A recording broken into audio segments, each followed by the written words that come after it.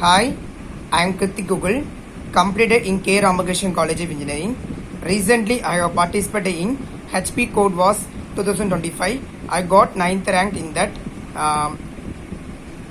My experience in all 26 problems means last 6 problems not able to solve due to time concession is very low, and first 20 problems I have tried in C++ except first problem.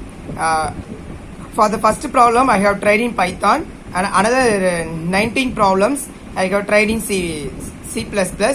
Last 6 problems only I get partial accepted.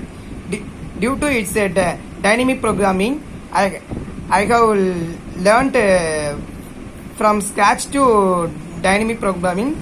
So I have very much happy to be in a top 10 of the HP Code was. Thank you so much.